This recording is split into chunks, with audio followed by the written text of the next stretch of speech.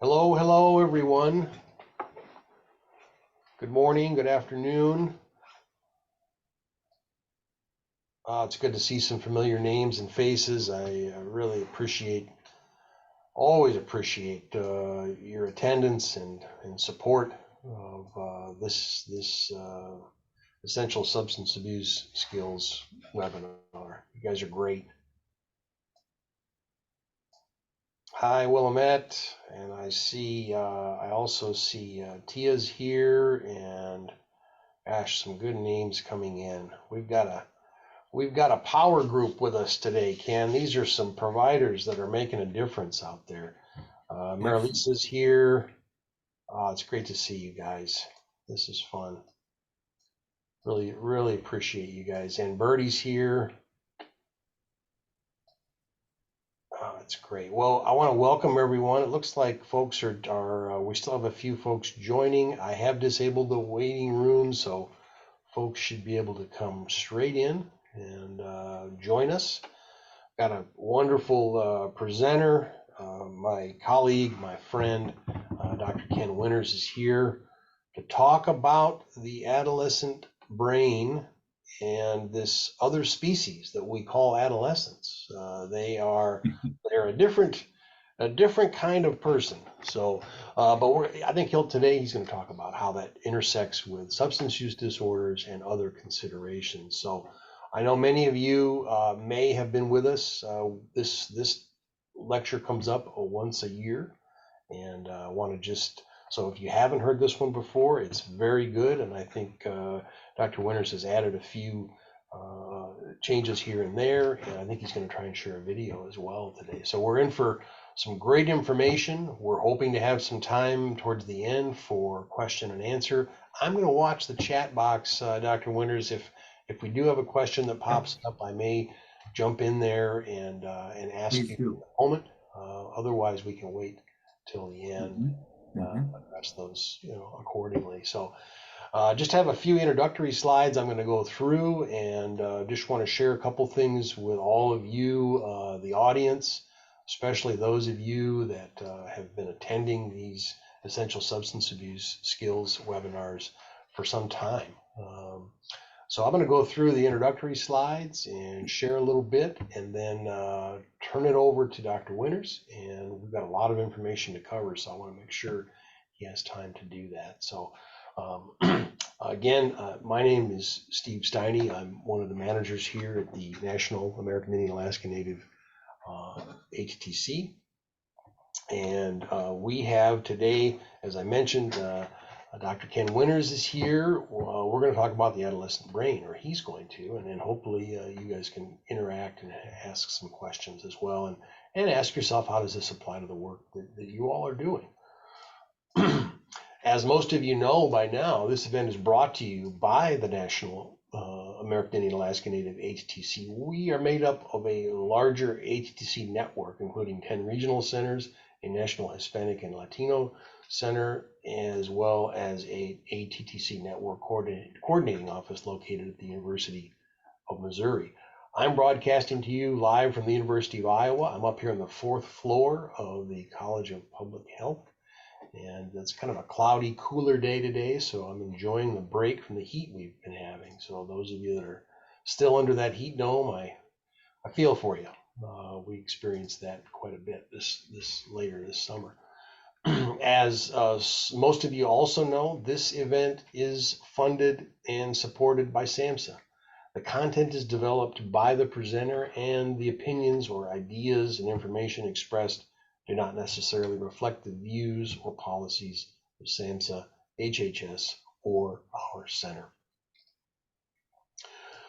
We are going to offer 1.5 CEUs today for today's lecture. We're going to reach out to you via email. At that time, you can request those CEUs. They're NADAC approved, and you can hopefully apply them to your certification or licensure wherever you are in the country. We will also make slides available, and we're recording this event, so you can watch this on our YouTube archive page at our Native Center of Behavioral Health. If you don't have that link, I'm happy to put that in the chat as well. It's got all the events we've done over the last several years, especially as we really switch towards virtual events. There's quite a volume of events that we've done over the past three and a half plus years. Lastly, I'll put in the chat today a link to a short survey. Please, if you have a moment, fill this out. It'll take maybe 4 or 5 minutes. It's completely private and confidential. We've added a couple of short answer questions to this survey. That way we can hear from you in your own words. We just really value and appreciate your feedback. And, you know, if you have some constructive criticism or some ideas that we can do to improve things, we'd like to hear from you about that.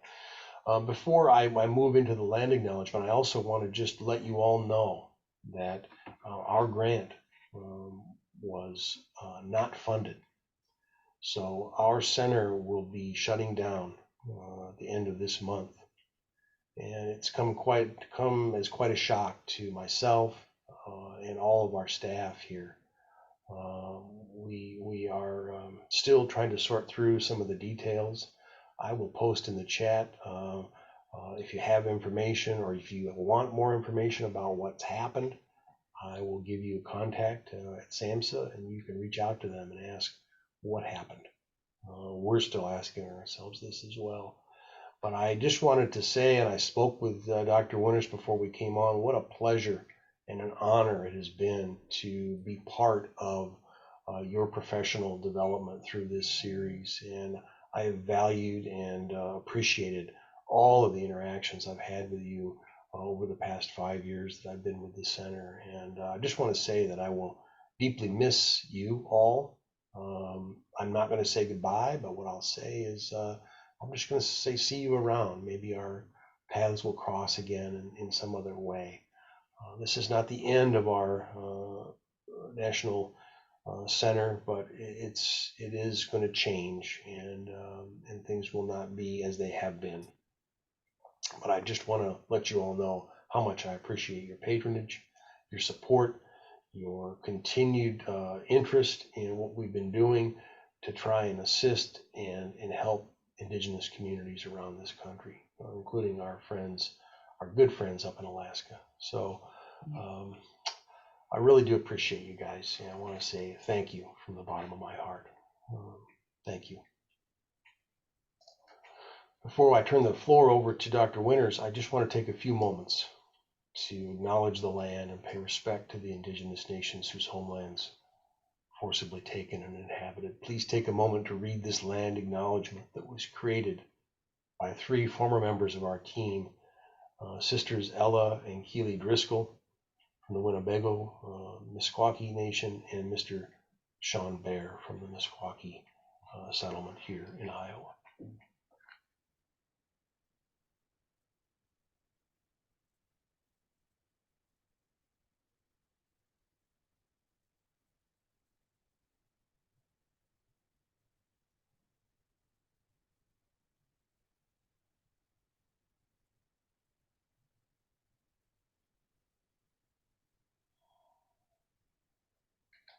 Wopilahielo.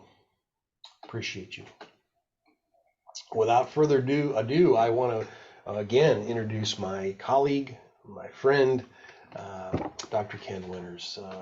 He has worked with the center in some capacity for many years, has been connected with our program director for many years, and he brings to the table many decades of research and knowledge. I said it, Doc, decades.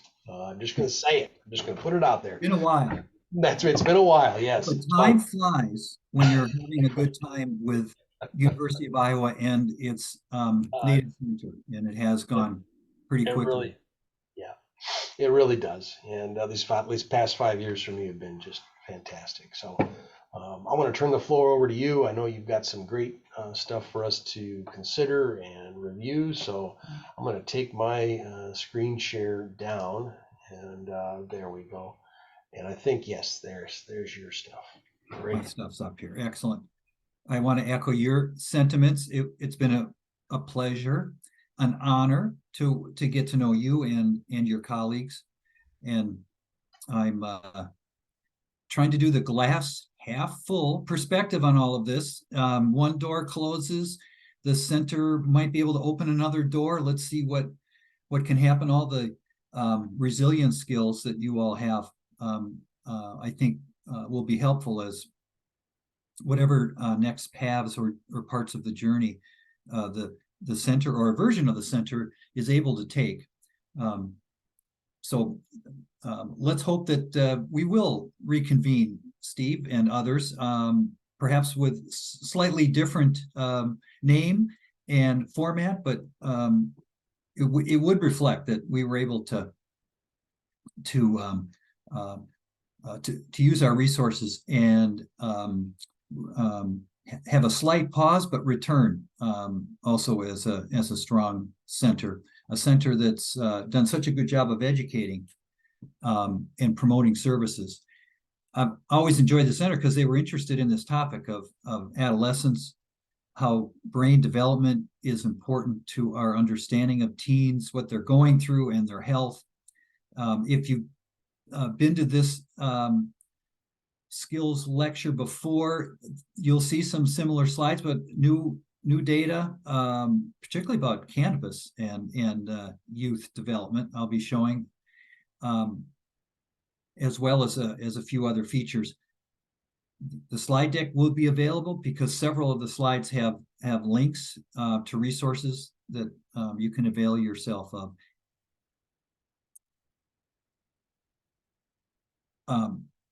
Some introductory comments. First of all, in some ways, I'm not going to be doing a deep dive in this very complicated topic.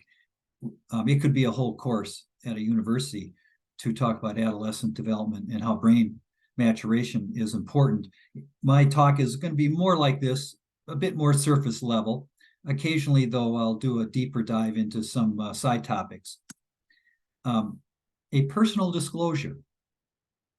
I hope to avoid the concern once voiced by the famous Italian-American physicist Enrico Fermi, who had this reaction after he attended a seminar. Before I came here, I was confused about this subject. Having listened to your lecture, I am still confused, but on a higher level.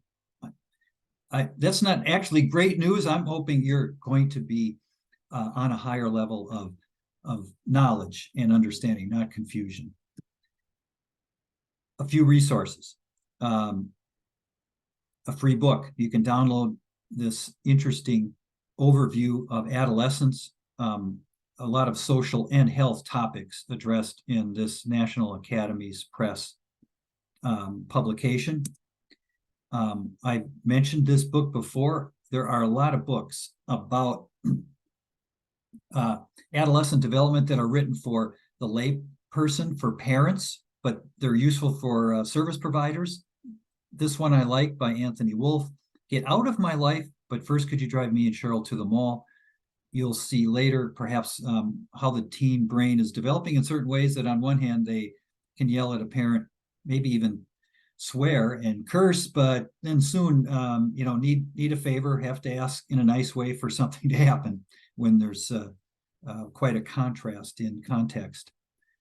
The Harvard Center on the Developing Child has a podcast series called The Brain Architects. From that website, learn the science behind how brains are built and what it means, how to build a strong brain. And there's the website. It has several easy to view podcasts. I like the website because it does emphasize not just about all the risks of an adolescent and developing brain to life, but also on how one can strengthen one's brain, both from the perspective of the child, but also from educators and parents.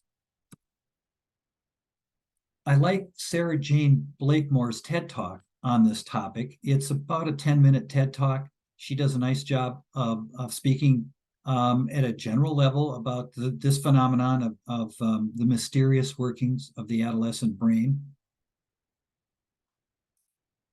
Then one could make a case that there's also some real experts who've weighed in. So let's try this.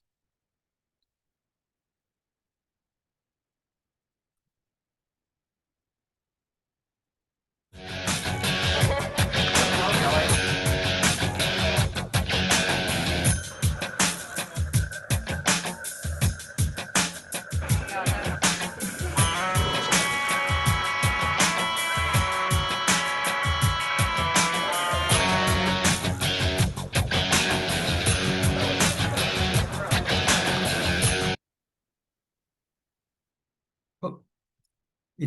I didn't want to interrupt it, sorry.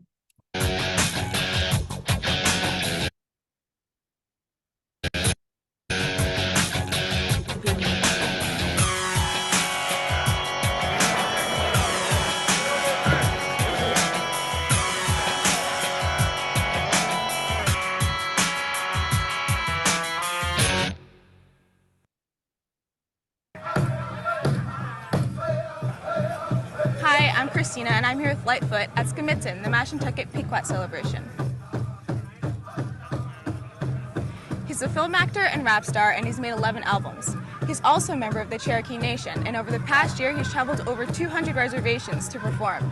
He's even been to the Shinnecock Reservation, where I'm from.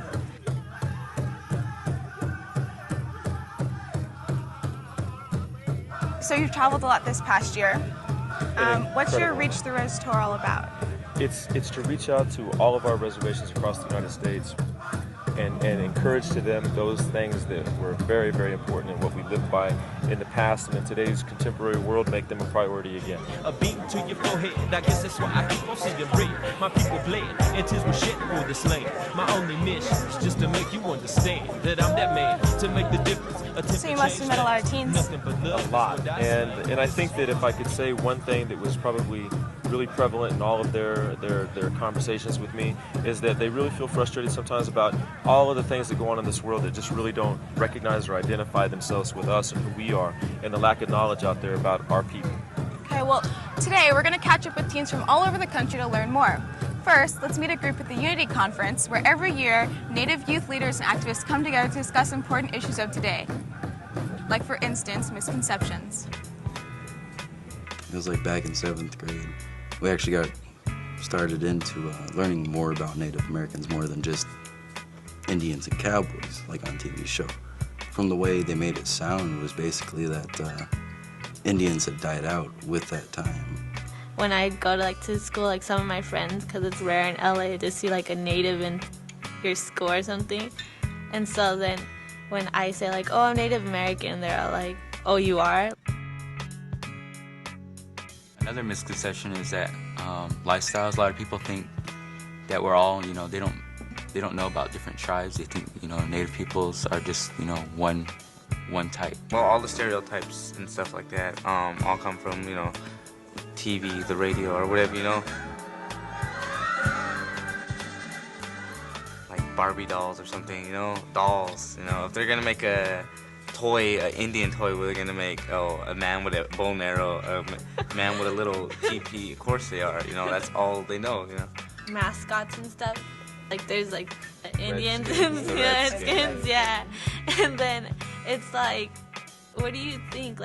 The people that are cheering for that team, are they gonna be going like that and stuff? Because then other people see it, then they all get hyped up and they start doing that, and it's just not right. One thing that they need to change is the textbooks that the schools teach Native American history about. I mean, they teach everybody about how everybody lived in teepees and all that. It's why don't you teach them about some of the stuff that's going on now? Tell them about how we're living right now and how we're pretty much just like everybody else is. Instead of making us this one category where we're people who still run around with deer skin on. Please visit our website, inthemix.org, for more information on this and many other programs about critical teen issues. You'll also find resources, transcripts, discussion guides, video clips, how to get copies of our programs, and lots more. Inthemix.org. Thank you to the wonderful people putting that resource together. Feel free to put in the chat box any thoughts you have about what you just saw. I was glad that they spent a lot of time talking to teens and getting their insights. and their perspectives. And I hear that a lot from, regardless of race, gender, ethnicity, how often just teens have trouble connecting.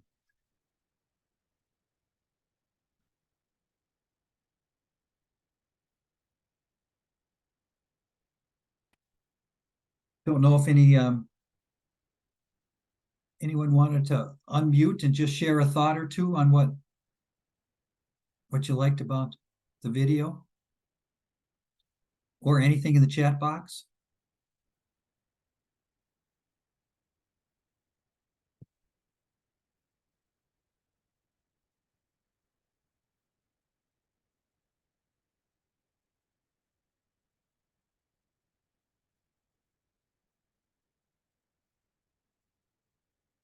Kathleen says, glad to hear it from the source. Yeah. All right, I'm going to show you a little different video.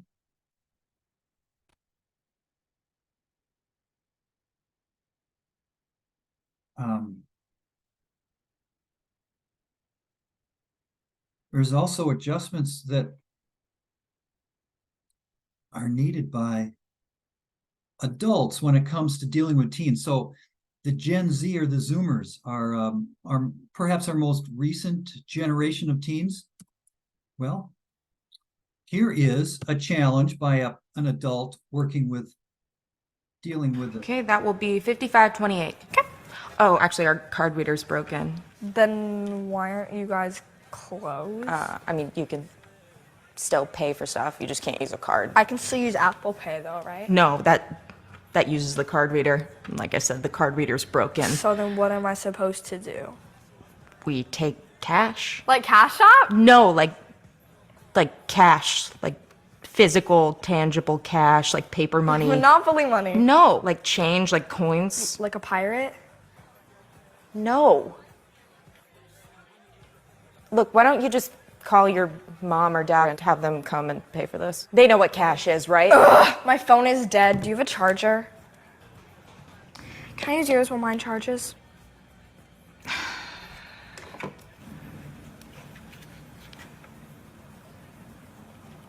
What is this? It's a phone. How do I work it? What do you mean? It works like every other phone. Hey Siri. No, it's Call not. It's Mom. It doesn't have You Siri. just said it was like every other phone. Every other non-cell phone. I'm confused. Okay, you know what? Just here, use my cell phone. Hey Siri, call Mom. No, now you're calling my mom. Why would my cell phone have your mom's number in it? That doesn't make any sense. Just dial it. I don't know her number. You don't know your mother's phone number. No.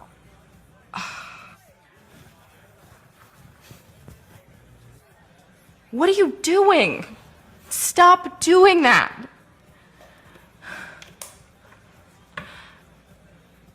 Okay, look, you can't just stand here and TikTok. Why don't I just put this on hold? Your phone can charge, you can call your mom, and then we can figure this out later. Great. Great, okay, I just need an address. TikTokQueen@gmail.com. Cool email, but no, I need like a physical address. No. Dear God, no. I don't know what that means. Where do you live? You lost me. Oh, thank God. Oh my God, finally. Oh my God, there's a new TikTok trend. Do you understand this is the problem with this entire Gen Z thing? You don't know what... Okay, that will be 5520. Okay. Well, there's a challenge.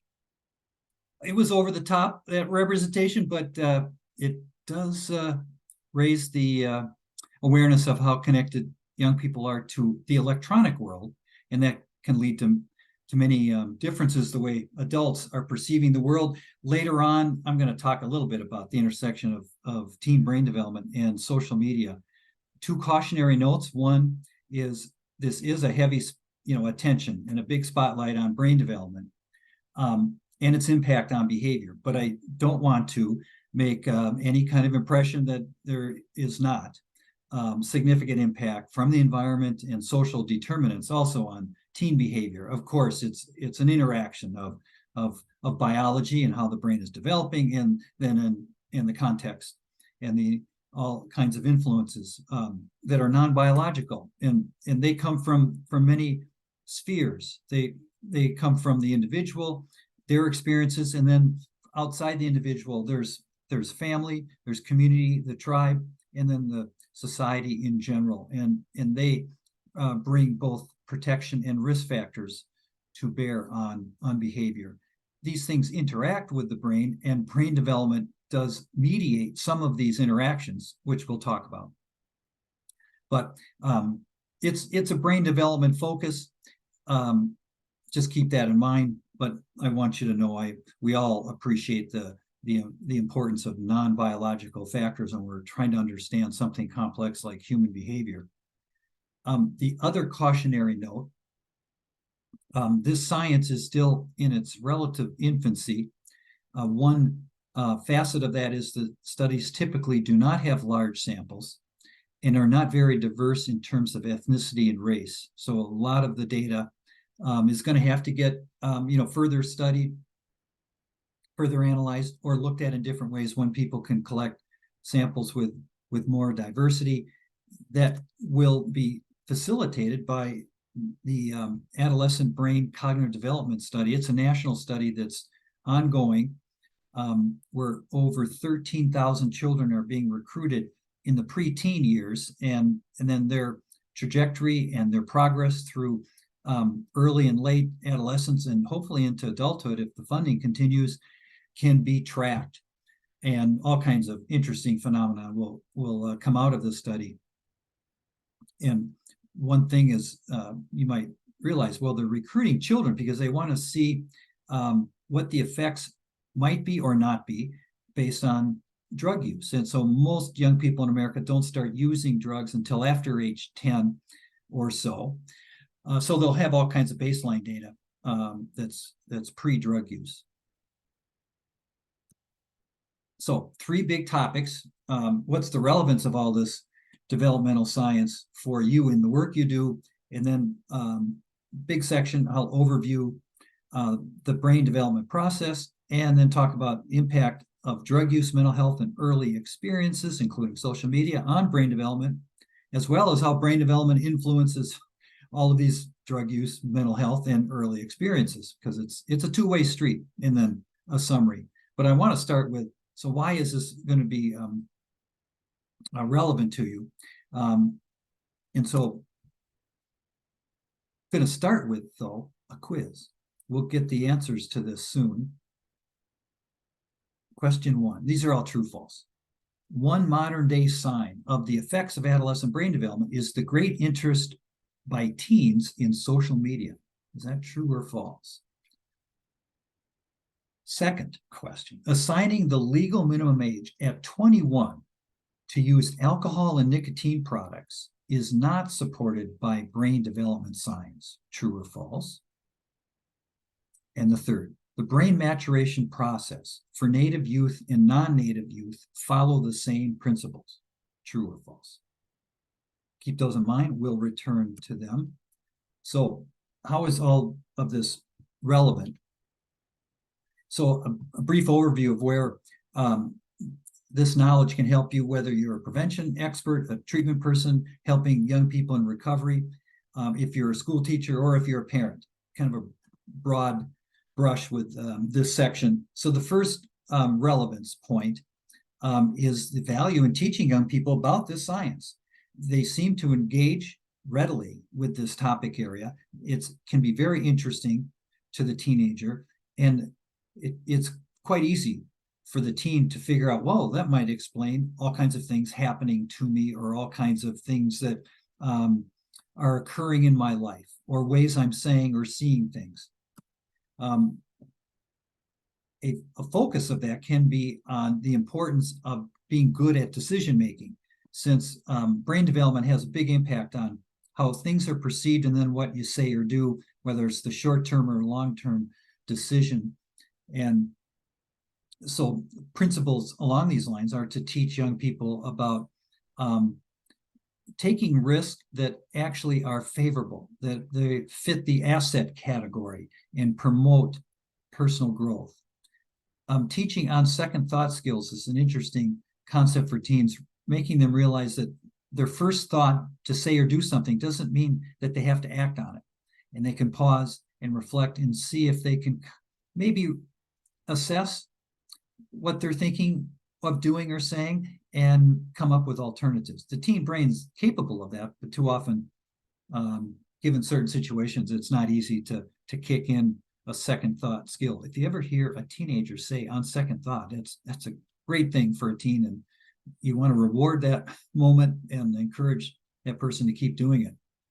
And then there's the whole challenge of how to avoid peer pressure to engage in certain risk-taking or delinquent behaviors that can lead to problems or aggravate a teenager's current problem.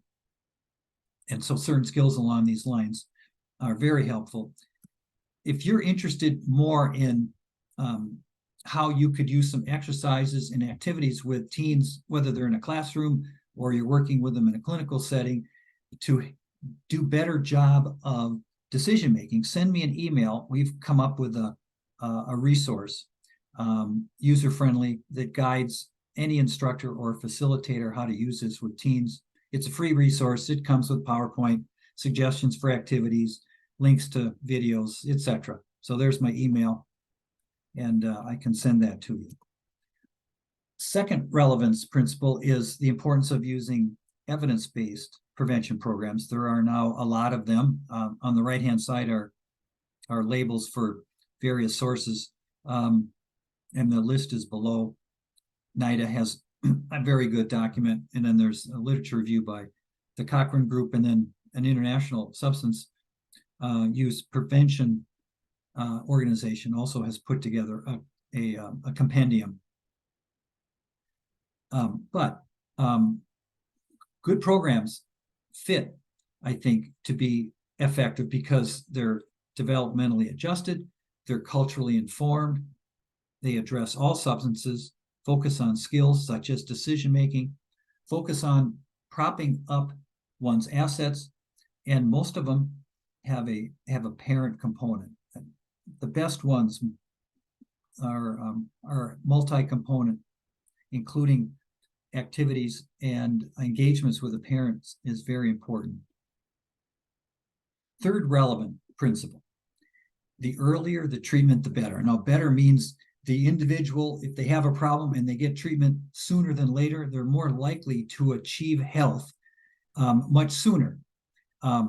There's three lines over here. The blue line is the one showing the best news, and this just reflects on what is the time it takes in years for a group of individuals to reach health, which was defined as 1 or more years of abstinence, based on the fact that they got treatment either right away after they first noticed problems or no later than the 9th year. So kind of a broad range there. Obviously, some people waited a little later than earlier, but the point was getting treatment earlier just was associated with a much better trajectory of getting to abstinence much sooner. So the other colored lines, they just show how it just takes longer to get to abstinence if you're waiting. My goodness, if you wait 20 more years to get treatment after you first experience a substance use disorder,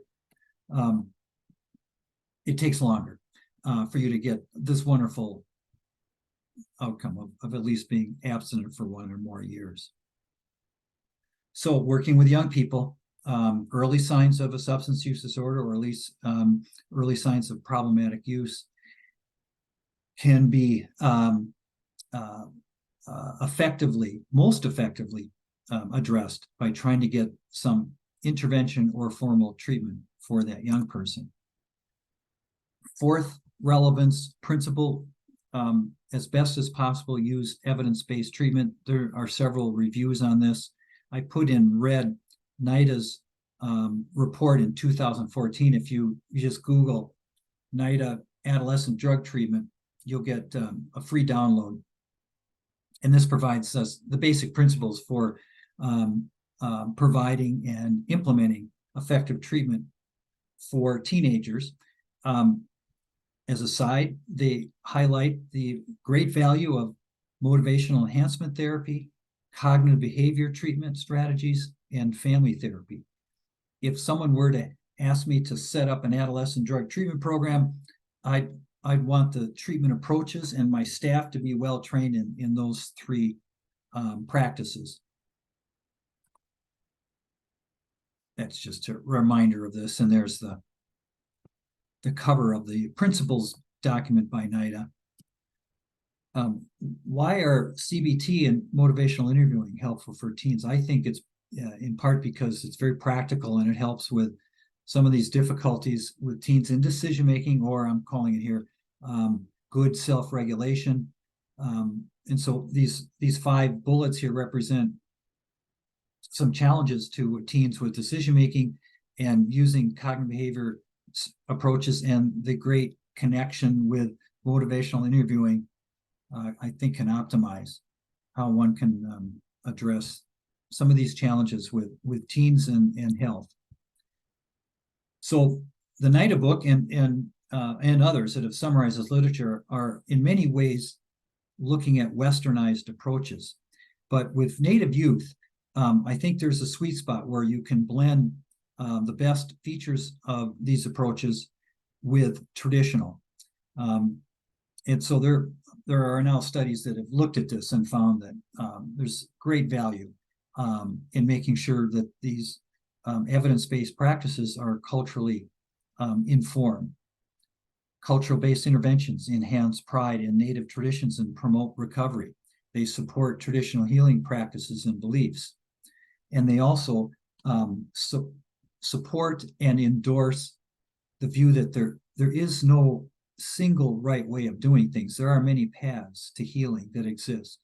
And in that light, being skillful at figuring out what from the evidence-based so-called westernized approach might make sense for your teen or for your treatment program or your prevention program, but then adjusting it in important ways to fit to the individual, the group, or the community is part of the art of being a good service provider.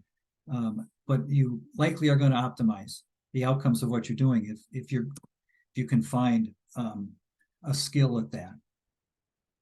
And just another way of talking about how to think about westernized approaches and to adapt them, consider implementing and inserting traditional healing practices, make sure it's relevant to the presenting problem and the needs of the adolescent and the community, emphasize strengths and asset building, and when possible, try to have a way of implementing it in rural parts of the country, since so many tribes are rural-based. So home-based or virtual implementation can help reach a wider net of families. Okay, a few more relevance principles.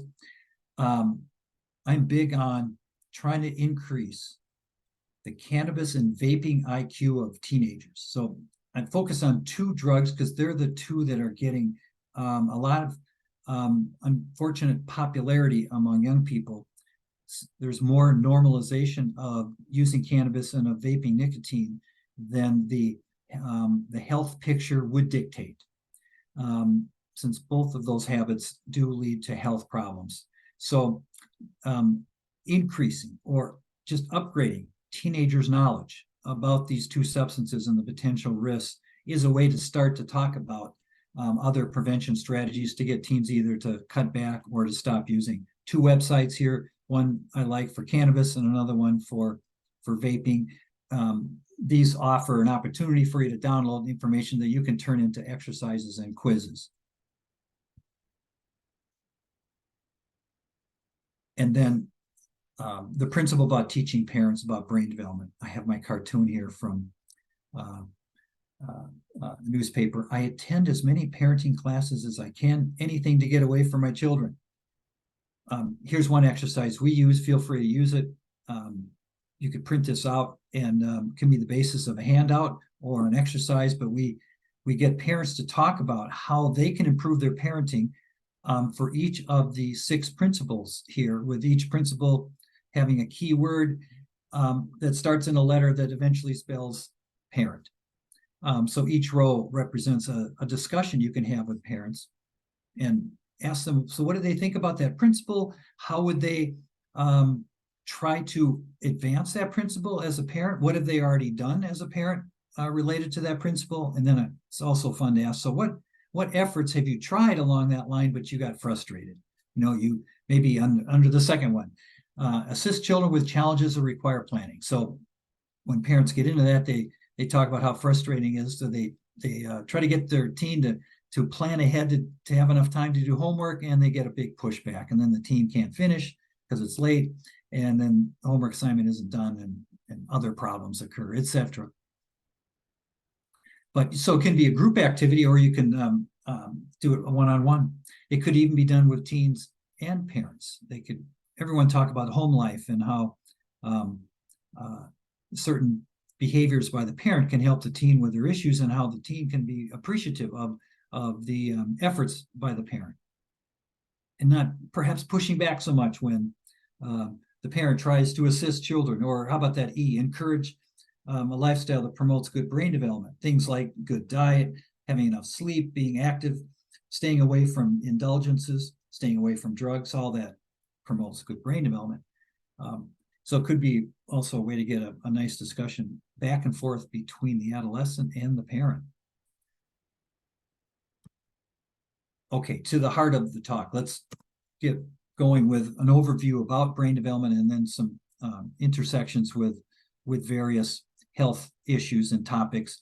I think a lot of us know by now, brain science has brought some interesting information about the process of adolescent brain maturation, and the data suggests that roughly until about age 25 is the length of time before the brain has finished its major development processes. That doesn't mean the brain isn't going through changes throughout life. That isn't true. It does. But when it comes to the major building of the structures and the major processes that those structures help inform, the age 24, 25 is viewed as an end of maturation point. Now, one principle of this is that various regions of the brain do not mature equally across regions. There's a differential maturation where the part of the brain that's the go system, or technically called the limbic system, that is developing faster, more quickly, and thus dominating the brain, if you will, than the pause, the second thought, or front of the brain. So you have basically the front of the brain a little slower to mature. You've got the go system, near the back of the brain, maturing faster. So this competition likely means there's a little dominance on the go system, and it's tough for the front of the brain to put on the brakes. I'm showing you this slide because of the state fair that had this interesting bungee jump. So you could not just have a regular bungee jump where you strap it to yourself and drop down and have a lot of fun with that. This one allows you to go up a little higher. They give you a bike, you got a ramp, you ride down the ramp, and then you launch yourself straight out and then eventually down. So a lot of teenagers seem to enjoy this. I didn't see any adults in line for this event. And I got to believe the teen brain that was watching this or experiencing it, it was lighting up in predictable ways. That limbic system was really enjoying it and firing on all cylinders. And whatever fears the person had, the front of the brain, wasn't weighing in very well. This is one way to show it with a time-lapse representation of brain maturation. So scientists, I think it was at University of California, Berkeley, or UCLA, can't remember which, they put together this series of neuroimages and were able to stitch together how the picture would look if they had somebody that they could scan from age 5 to 20. So it doesn't represent one brain. They just did series of scans in sequence, and then moving up in age, and so they could build the full picture. But you can see as things are getting blue, that's the maturation, and there's a lot of blue occurring in the mid to back of the brain, a little bit more before the front of the brain. Casey put this in a figure, a simple representation. So here is his point of, he's calling this middle adolescence. So you might think of this as age 15, and then further out is later adolescence, early adulthood. But the key is, not just before 15 and just after. You can see this big space in between the nice fast pace of maturation of the limbic system, which is accelerated and moving way ahead of the maturation of the prefrontal system. So the pausing on second thought is slowly, like a turtle moving ahead. It's making its way, but the hare is quickly leaping ahead and has all kinds of advantages. Not until about here, which would be roughly 25. There's individual differences here, of course, but general principle. When we look at this brain development and think about how it might affect behavior, here are 8 basic principles. We came up with this in our research shop after trying to understand what the developmental psychologists were saying, and then we put together what we thought was a synthesis of the major themes.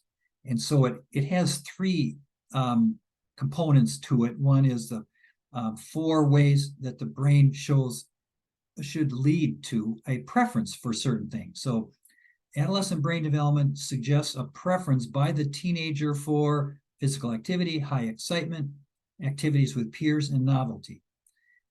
Brain development during adolescence likely leads to less than optimal control of emotions or consideration of negative consequences. And adolescent brain development during the teen likely leads to a greater tendency to, and I'm getting behavioral here, be attentive to social information and take risk and show poorer self-control. So the list here is also part of human nature. There's nothing on the list that's just unique to the teenage years. But with my 3 headings, I'm trying to reflect that it demonstrates that there are these biases, or that things are pitched in a certain direction more so in the teen years than what would be the case as an adult. If you look at the list and ask yourself, well, on the list, there's some things that are quite positive that lead to healthy personal growth. And so we identified these 5.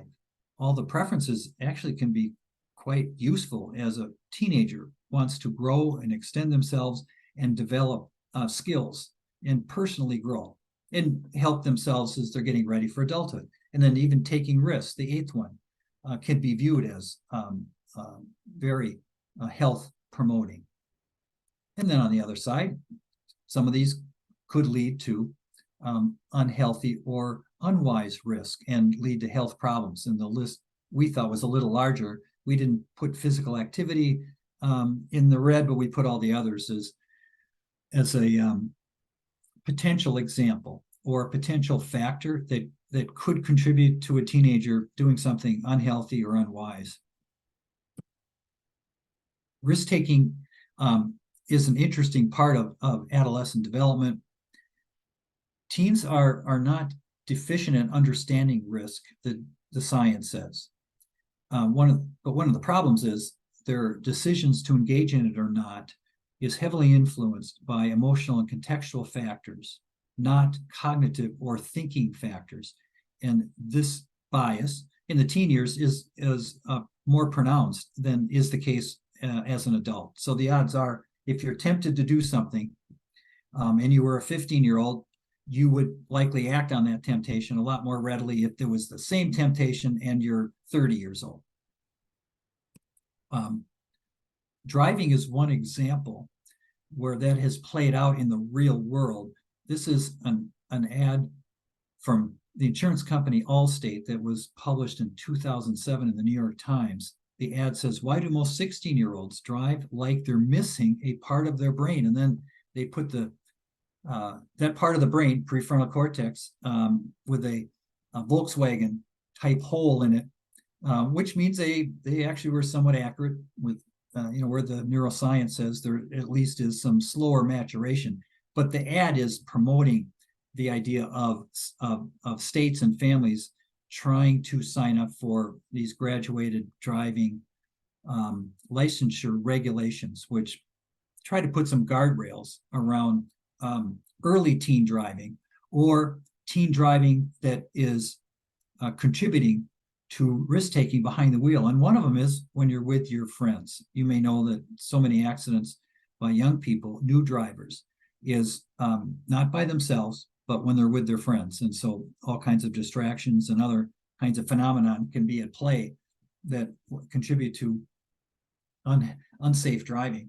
And this was shown in a study. This is pretty complicated. I'm going to go right to here and remind you just to focus on these set of bars under above adolescence and these set of bars above adolescence. You can see that the red and the blue are quite different.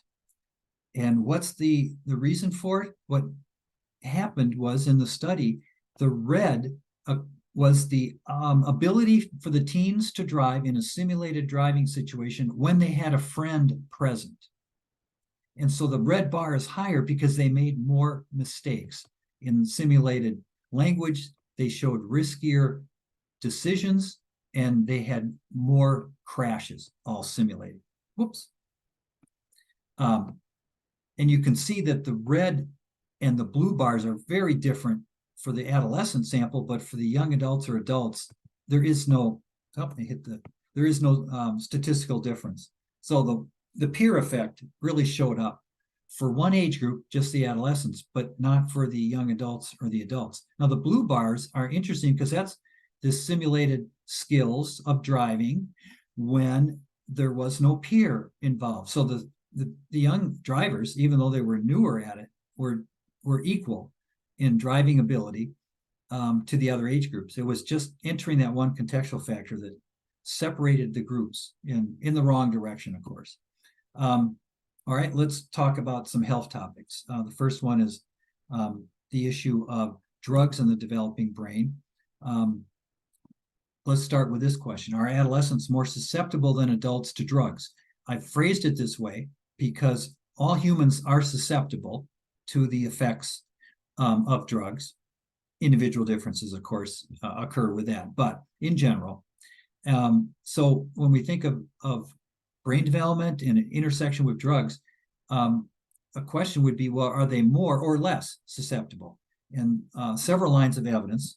One of them is, if you just look at drug use patterns, on average, in westernized societies, including the United States, drug use starts early before adulthood. It usually peaks in the teen years and then subsides as people leave those years. Roughly around 24, 25 is what the epidemiological data says is where there's usually a pretty substantial downturn in substance use. So that means some people stop using altogether. Some people, whatever their use pattern was pre-25, they cut back a lot. Of course, some people continue, but in general, there is this period of developmental age. It's the youth years where drug use is the most prevalent. So that would suggest that that's an age group of vulnerability. The earlier you start using, the more likely you will have a problem with that drug. And this is shown here. You can see the bars get shorter as you move to the right, both for alcohol and cannabis. And that is reflecting the phenomenon that if the longer you can wait to start using a drug, the lower likelihood you'll experience a dependence later in life. And the pattern is showing up dramatically for alcohol and shows up not as dramatic, but still similar pattern for cannabis.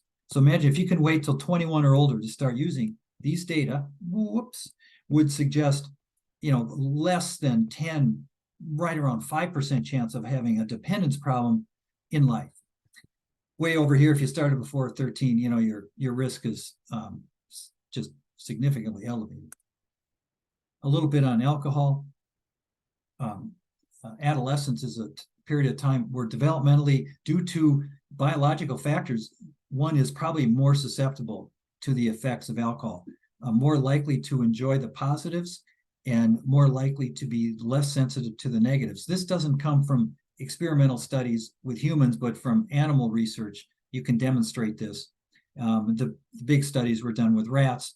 There are a lot of reasons why using rats, but there is a period of being a rat where you're an adolescent and their brain maturation mimics human brain maturation. Anyway, when you compare adolescent rats and adult rats, both sets would be naive to alcohol, but then you compare them on all kinds of tasks related to social behavior and physical coordination. You get this phenomenon of, whoa, the adolescent rat actually was less sensitive or was able to do motor coordination tasks much better than the adult rat when they were equally intoxicated. So that is the view, they were less sensitive. And then on the other side, the social aspect, the adolescent rat really liked the so-called social aspects of alcohol intoxication more so than adults. You can measure social behavior in rats. Anyways, think about this with adolescents. That might mean an adolescent can drink heavily. They don't think they're necessarily all that intoxicated because they're not yet falling down or stumbling or mumbling. They may even be engaging in some sophisticated motor coordination tasks because they're less sensitive to the effects of it, even though they're quite intoxicated, maybe way over the legal limit and may not be a good driver. But also they're really enjoying the social disinhibitory effects. And so it's it's a bad recipe. You like the positives and you're not sensing or feeling the negatives. I'll just go right to cannabis. There's growing data on impact of cannabis. I'm just showing you this to remind everyone we have receptors in multiple regions of the brain that are activated when we use THC, the active ingredient in cannabis. And so it does affect movement, sensation, vision, memory, judgment, and coordination. So it affects all different kinds of aspects of our behavior. One of the problems also with the teen brain getting exposed to THC is that these cannabinoid receptors are important for the maturation of these regions of the brain. So we have them all over the brain that impact these particular functions, but they also help these regions of the brain during adolescence when the structures are developing. So to summarize a couple ways of how there is elevated risk to health if you use THC during the teen years, I'm going to turn to a literature summary by Nora Volkow and her colleagues at the National Institute on Drug Abuse. They published this in 2014. And they looked at all kinds of health impacts of cannabis use and then rated the level of confidence of the science that linked cannabis use to that given health problem. So they had 3 levels of research confidence or evidence confidence.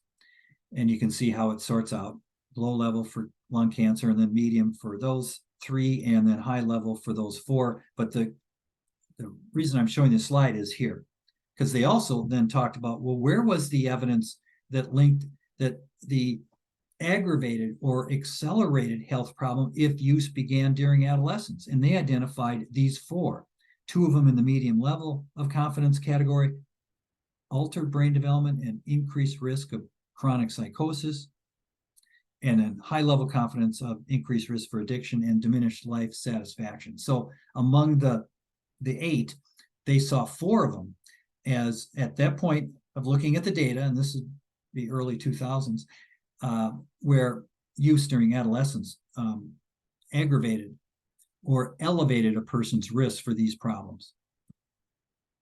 There's a famous study in New Zealand that's tracked how people are growing up in New Zealand and looking at all kinds of behaviors and health outcomes. And they focused in one of their publications on IQ. And I'm showing you this because at age 13 was the first data point that they collected data. And then at age 38 was the last that was published in 2012. And then there was these middle assessment data points in this longitudinal sample of about 1,000 individuals living in a city in New Zealand called Dunedin. Then they also assessed cannabis and the history of cannabis use and whether there was any cannabis use disorders present. And they started at age 18, and then at the data points of 21, 32, and 38, they also measured cannabis. So they intersected some of the data they collected at age 13, at age 13, and looked at some outcomes at age 38. And one of the big data points was IQ. So they had IQ measures at age 13. No one had started using cannabis yet. Remember, they didn't even measure until age 18. And then they also remeasured IQ at age 38.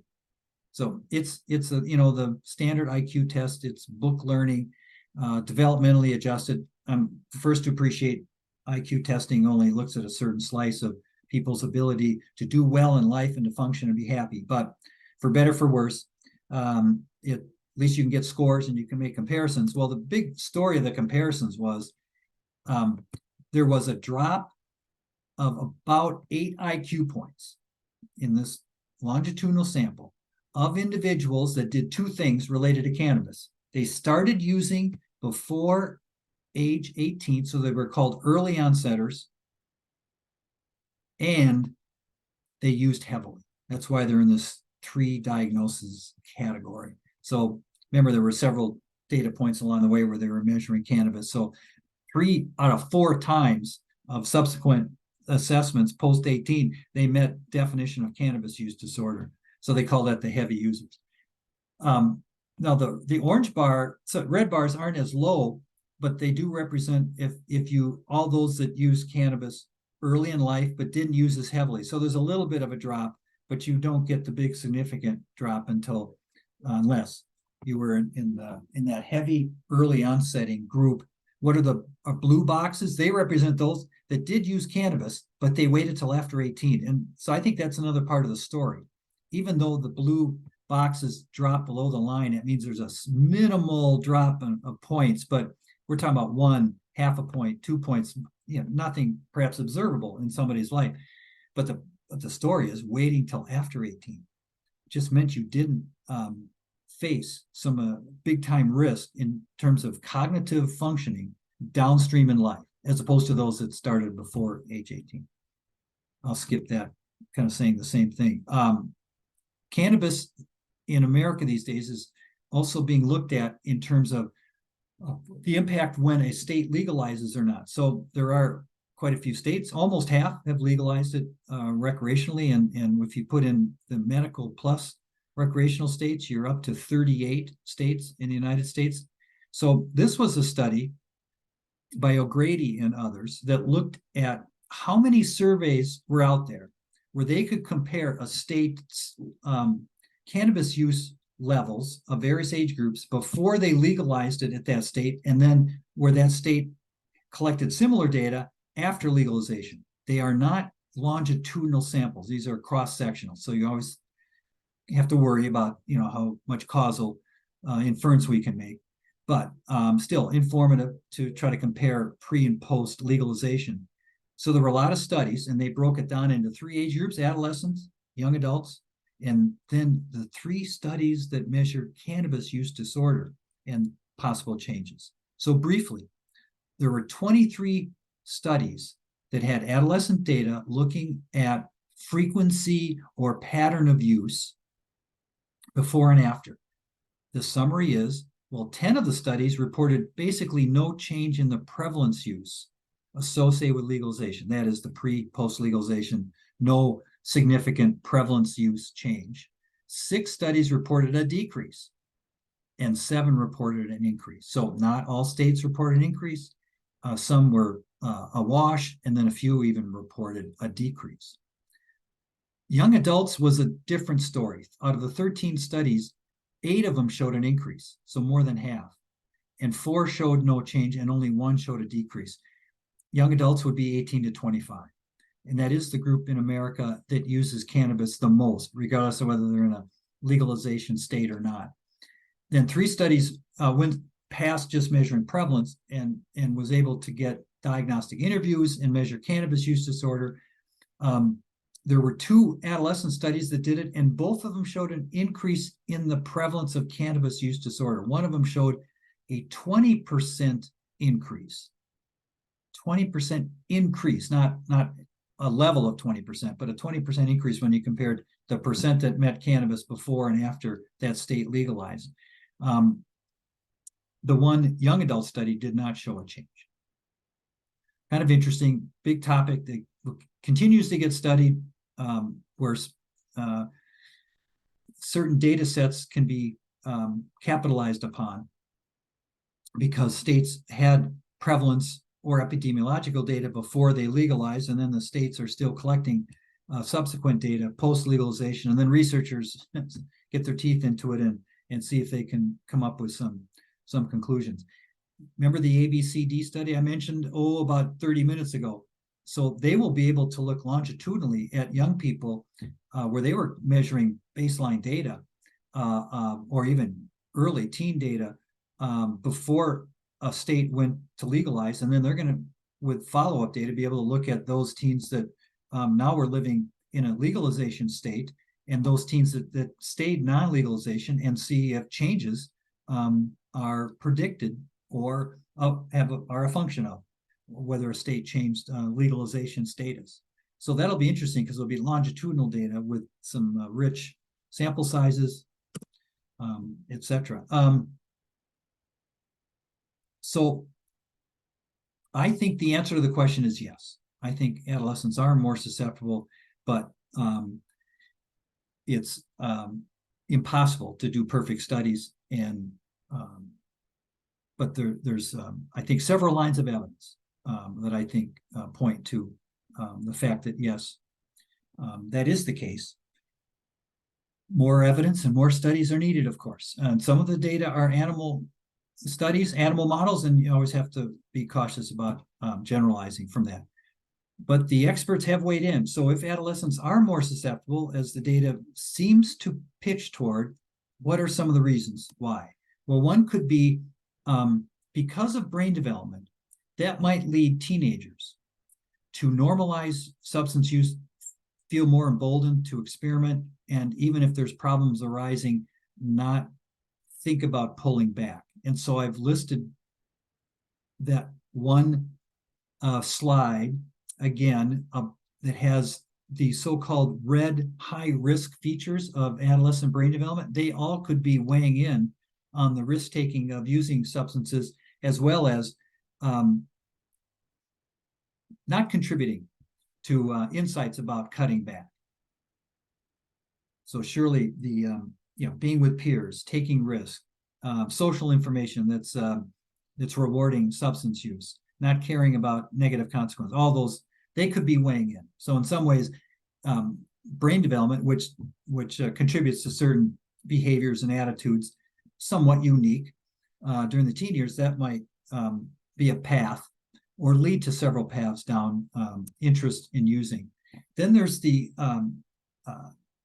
theory that neurologically, the teen brain is more vulnerable to the addiction process that occurs with all humans. So you may know about the dopamine theory of addiction, and the neurotransmitter dopamine is activated when you use any given drug. So any given drug that's abusive means it's at minimal activating your dopamine system. And when dopamine is elevated or activated, usually get a euphoria or a positive, pleasurable reaction. So one concern is that the developing brain has a vulnerable dopamine system, and that just creates a bigger wow effect or a bigger dopamine response. With a bigger dopamine response, that means the individual's getting a bigger reward, a bigger level of euphoria. With more reward, that could lead the teen to want to seek that behavior more readily than a mature adult or a mature brain. So it's the problem of the pleasure center that's in all of us that gets activated when we use drugs. That pleasure center just might be more sensitive to the acute effects of alcohol and other drugs. And then there's the concern about priming, that if you use during adolescence, you prime the pump, either biologically or psychologically, And that can lead to greater interest of using the drug. Even if you abstain during the teen years and you get reintroduced as an adult, you might have more interest or more rewards, biological and psychological, than would be the case if you waited till later in life. This on the left are 2 bars using rats, and this was nicotine. And what they did is one set of rats were administered nicotine as an adolescent. One set of rats were not administered nicotine as an adolescent.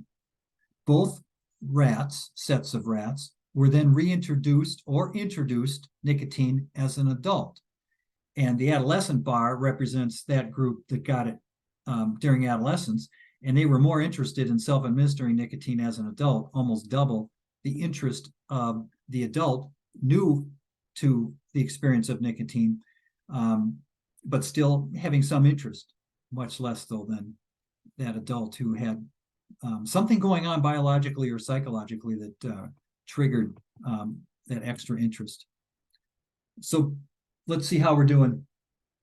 Okay, good. I want to just get to behavioral disorders and then a little bit on social media.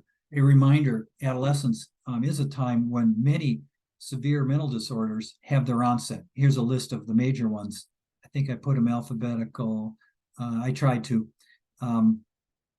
So there are several. Most major adult disorders have their onset during adolescence. That'd be another way of putting it.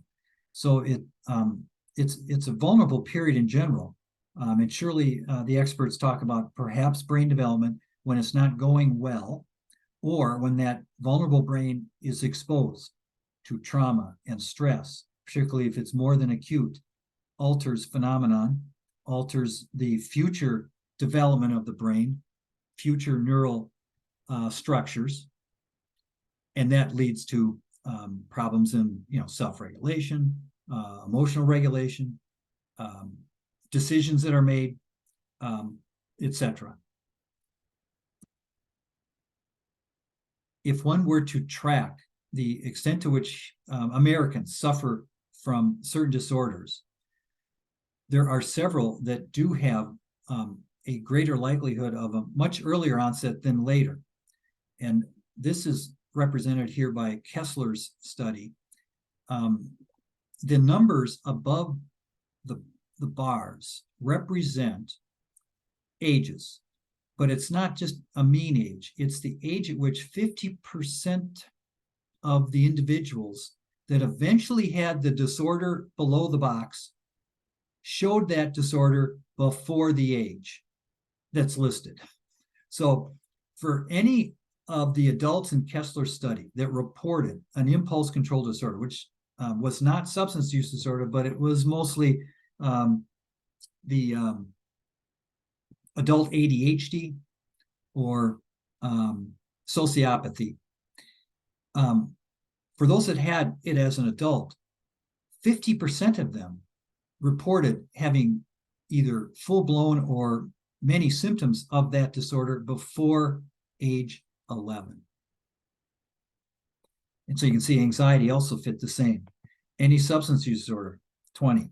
We get a little bit less risk in the youth years for mood disorder, but even here you see, well, 30% didn't get their first big problem with mood disorder until after 30, but that means before age 30, a lot did. But you can see for all four, youth onset is a major story, and for some of them, it's a huge picture. My little deep dive into marijuana use and behavioral disorders, and the big behavioral disorder I want to highlight is how early use of cannabis contributes to a much higher likelihood of a cannabis use disorder. I'm not going to talk about how it can lead to risk of psychosis, depression, suicidality, and anxiety. The literature has now quite a bit on those other behavioral disorders.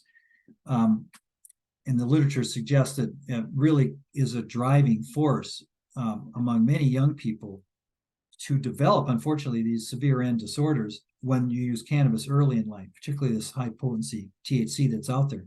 I'm just showing you one slide how elevated risk can occur if you start using cannabis during adolescence compared to if you waited to young adulthood. So there's two sets of bars. The bars are higher under the adolescent, under the adolescent initiation set than under the young adult initiation set. And you can see the difference in numbers. The difference between the blue and the green is whether the individual showed a diagnosis of a cannabis use disorder within 12 months after starting to use cannabis or within 36 months. So in both instances, you always get a little higher prevalence rate, but you can see the big difference. It's almost double the risk of developing cannabis use disorder within either 12 months or 36 months if you start using during the teenage years, as opposed to if you waited till young adulthood. I mean, the numbers are also high across the board, regardless of whether you are using early or not. And it does speak to the problem of high potency cannabis that is now available and how much more dangerous and risky it is in developing symptoms of dependence. These numbers wouldn't be so high if we were looking back in the 1960s and 70s when THC potency levels were more around 3%. And many of you might know street level potency is typically 15 to 20%. And then for states that legalize dispensaries, sell stuff, the concentrates up to 80, 90% potency. So the hazardousness of using these days is elevated. But keep in mind, as with all connections of drug use and behavioral problems, there could be the reverse causation phenomenon. That is, the individual has symptoms early in the teen years, maybe not full blown, but they have certain emotional distress symptoms, psychological problems, and they use because they're hoping to get a little relief, and maybe they do get some acute temporary relief, and that the development of that problem goes on its trajectory. It might have always gone on that trajectory, or maybe the drug use accelerated or aggravated that trajectory and made it worse. But in that sense, it's driving the pathway, not necessarily causing it with the absence. And of course, people with genetic risk factors that are underlying, their trajectory might be more sensitive to the driving force of drug use. A quick sidebar, back to marijuana. Have some colleagues who are reading a lot of the literature on this topic of the intersection of psychosis and cannabis use. And they're getting worried that the data is emerging from very large studies, including the whole country of Denmark, which collects national health data. So they have hundreds of thousands in their database on this issue. And they're concerned that this high potency version of cannabis that is now so popular is more than just driving somebody's risk towards psychosis, but actually causing it and breaking the young person's brain to the point that they're having psychosis, cannabis-induced psychosis, that doesn't go away readily by just stopping use, but would not have been present in the person if they hadn't used cannabis at all. So there's a lot of concerns about that. We'll see how that plays out. So early experiences, of course, have a role. Now I want to step back a little bit from the biology and remind us all that both positive and negative experiences impact. A quote from Anderson in his review of neuroscience and biobehavior: exposure to both positive and negative elements before adolescence can imprint on the final adult topography in a manner that differs from exposure to the same elements after adolescence. So Anderson's, really putting the spotlight on this issue of, on the positive and negative side, that can alter how the brain is developing. He calls it the final adult topography, and surely that can have an impact on that person downstream, and that impact can look quite different if the person didn't have that exposure. But he does mention positive and negative, so we don't want to always look at what the risk side of all of this is. From the Harvard Center, the interaction between genetic predispositions and sustained stress-inducing experiences early in life can lay an unstable foundation for mental health that endures well into the adult years. But keep in mind that these early adolescent problems that might be the result of both predispositions and the negative influence of stress and trauma is not fate. And getting help and getting treatment, we know works and can help alter that trajectory. Just a reminder, trauma that young people can experience can occur on many levels. It can be acute, there can be chronic, and then there's historical trauma. All of those are experienced by all ages, but when they occur during childhood, we often refer to them as ACEs, or adverse childhood experiences, and surely can have a much greater impact. And if somebody is fortunate enough to at least wait till later in life to have those experiences, if it's going to happen. More about rays of hope. Some individuals demonstrate remarkable capacities to overcome the severe challenges of early, persistent maltreatment, trauma, and emotional harm. Most potential mental health problems will not become mental health problems if we respond to them early. Reminder of that basic principle, responding to them early. It isn't the case, I don't think, in most health systems where they spend most of their mental health funds on young people. But it surely would make sense from this principle that you're actually going to save money downstream. You're going to save trauma, suffering, lives downstream if you be attentive to intervening early. My brief foray into social media, a reminder that it is an aspect of modern day times where now there's another intersection point to talk about when you think of health and behavior, the intersection of adolescent brain development and social media or electronics. And various features of modern technology are quite attractive to all of us, but I think they're pronounced in attraction when it comes to the developing brain. I've listed some features here, kind of common sense things. And these, I think, have impact on every brain. But as I mentioned, some of these, I think, get more prominence, particularly social affirmation and the peer influence I've listed. Those probably really can dominate a lot of teens' lives.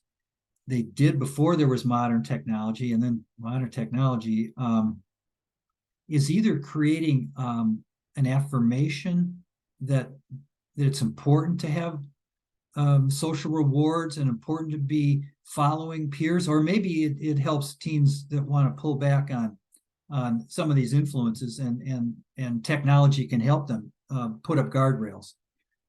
But I see more risk phenomenon than guardrails when we think of teens and modern technology, particularly social media. Too much screen time has been linked to negative emotions. 2018 study published, you can see just by grouping teens into an average of 1 or more hours a day versus less than 1 or more hours. So the 1 or more hours, I'll call them the higher end screen users, had less psychological well-being, less self-control or emotional stability, greater difficulty finishing tasks, and greater difficulty making friends. Does that mean excessive time on social media created that? Maybe not. These, again, are perhaps reverse causation effects going on. But the study did show if you were a moderate user, you didn't generally have these negative impacts. So it's something I tell parents. You don't know how much some of these problems that you're seeing in your teen is pre-existing, and social media just becomes an attraction to the teen in the hopes that maybe they're psychologically trying to adjust or using it as a psychological health tool, or it's just adds to the attraction.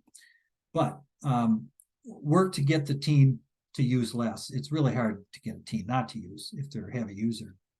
That's a fight, difficult to win at the parent level. But because the data it's got some favorable features that low users are generally healthy compared to the high-end users, I encourage parents, go that direction as best you can. And I give them this list. Here's some strategies. Time limit, abstain at least 2 hours of the day, and particularly before bedtime. And I think, number 3 and 4 are real big. If social media user, just stick with positive messages and steer clear of any of the negative ones. And if you're a game player, you gotta not only try to limit, but avoid the violent ones. But there's a list. Feel free to use that as you see fit. To summarize, so adolescence is a wonderful period of transition from childhood and reliance on adults to being independent. It has a lot of features. Here's 6 of them, and all of them mean you have a healthy teen, even though all these 6 seem like, whoa, that could be a problem, or that is a problem in my home, in my classroom, in a clinic setting.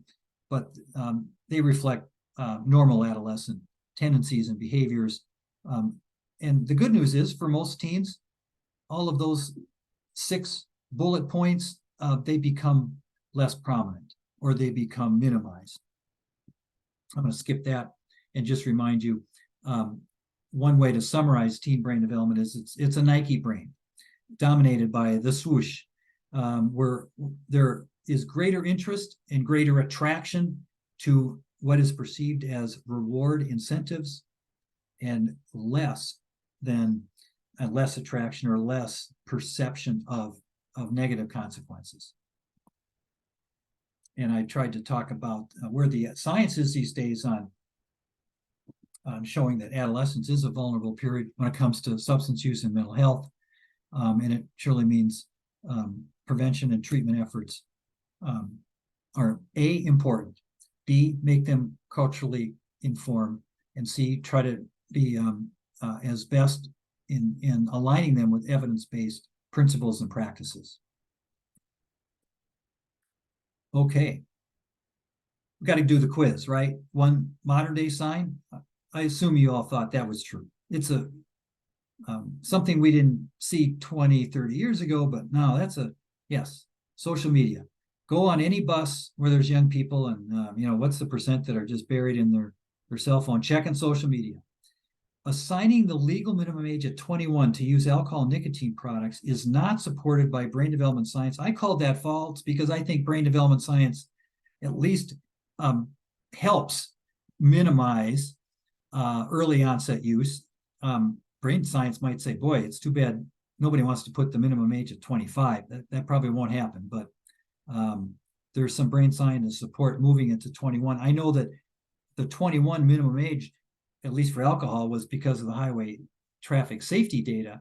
But the nicotine issue that has moved things up to 21, that got more informed by addiction research, epidemiology studies, and brain science. The brain maturation process for native youth and non-native youth follow the same principles. As best as I know, that's true. But individual differences, of course, are at play. People's experiences are at play. And those experiences might have to do whether you're living in a certain culture or environment, maybe it's native, maybe not, that of course could impact brain development. So brain maturation process isn't the same for all individuals, of course, because of different experiences and different genetic structures. But in general, I don't know of anything that actually separates any of the racial ethnic groups when it comes to the overall or the general process. Okay. I don't know if people want to hang around at all for some Q&A, but I'm more than happy to chat, discuss. Steve, I'll let you, if there's anything that struck you from the chat box. Yeah, we just had some. I know George mentioned that at some point he will leave his adolescent period. Even though he's how old? George 66 now, so there's still hope waiting for to George. wake up and be done with his adolescence. Yep, that's the way to look at it. There's short and long versions of George. Perhaps we get it's an outlier. I don't know if George is still on, but there he is. He just clicked. Oh yeah. Yeah, I'm here. Yeah. Yes, George. Appreciate your sense of humor and thank you. I was intrigued Ken, by some of the cannabis. I recently attended a CPDD conference in Denver earlier this year, and there's a lot of research going on with cannabis use. Yeah. They're really struggling with trying to sort of quantify frequency and amount and potency, and at what point does it move from recreational moderation to dangerous problematic. dangerous level. Yeah, and they really aren't even addressing adolescent issues. But I just know, for me, coming from a clinical background, I know that age of onset, in other words, the first age of the patient would report use, was for me always a critical marker that I would look at during assessment, because it would oftentimes give me a little more insight into how this was going to play out. The research, as you mentioned, says if you can delay the onset of the first age of use, there's a less likely probability that the individual will go on to have significant problems later in life. Now, that's not a hard and fast rule, but it's one of those. It's a probabilistic type thing. Yeah, it's a helpful sort of way. So that was from a clinical diagnostic view. I always looked at age of onset or age of first use, no matter the substance, whether it's alcohol, cannabis, or other substances, as a really pretty consistent way. Yeah, it's a red flag, isn't it? Yeah. When you're thinking, you're doing a history with someone. Yeah. Of course, it's not fate. You all looked at the bars and saw, well, wait a minute, even the worst case scenario with that one bar graph where alcohol less than 13 onset, the bar was almost at 50. Yeah. Now that's, of course, unbelievably high risk or increased, but there's 50% that didn't also. And so all kinds of things that come at play when, you can avoid these negative trajectories. But you've reminded me too, Steve, early use of some substances, well, maybe it doesn't even lead the person to get a substance use disorder later, but it might aggravate a predisposition to a mental health issue. Yes, a comorbid issue. Yeah, I agree. So there your hazardness, really gets elevated with the when you're mixing. Adolescence and drugs. It's not a good. Well, and I like too that you mentioned the sort of the biopsychosocial component, that there are a lot of factors at play with an adolescent's social setup, their environment, their support, their family history. So predisposition genetically is, again, not a predictor. It may manifest in other ways aside from substance use disorders. But I want to give a big thanks to Dr. Winters for coming in and sharing with us. And George says here in the chat, I went to the dentist the other day and she had posters advertising CBD for dental and other forms of anxiety in every room of her office. Yeah, it's the world we're living in. It's alternative medicines, and this stuff is not, this is not new. This is just reinventing itself. This is becoming more mainstream. It's becoming more acceptable. Oh yeah. Well, medical, I think it's 38 states have medical. Yeah. And a few of those that don't have it, they allow CBD, which I think is Iowa. Iowa allows CBD, but not the whole medical program, I believe. There's some legislation that's limited what kind. Yeah, you guys will see it. It's most states are. Well, when I was at the CPDD conference in Denver, I would sit through lectures on cannabis research, and then I would go out for a break and walk through big plumes of pot smoke on the streets of Denver.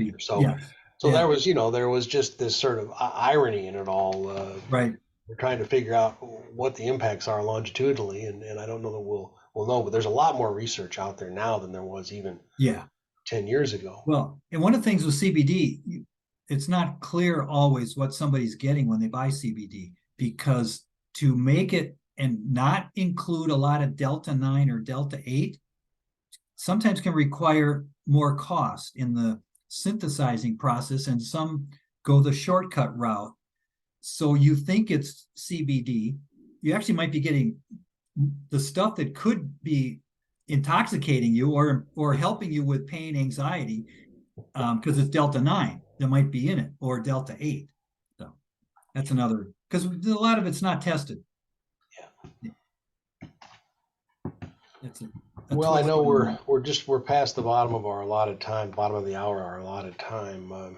Thank you again, everyone, for staying on with us, and we're going to have a final virtual native talking circle next Monday. So hope you can join. If you haven't come to that before, it'll be our 53rd broadcast, and it'll be kind of a farewell talking circle. So if you're able to join us, please, or if you're interested, reach out to me here at the center, and I'll get you the link, and you can get yourself registered. I'll put my contact information in the chat box here. So thank you, everyone, and Steve, thanks thank you. again, Doc, for coming in. Yeah. It's been great. It's been Pleasure. a great ride, and appreciated working with you these last few years. Everyone, onward and upward. Okay, take care, everyone. Until next time, stay safe, stay healthy, and most importantly, stay connected. Take care.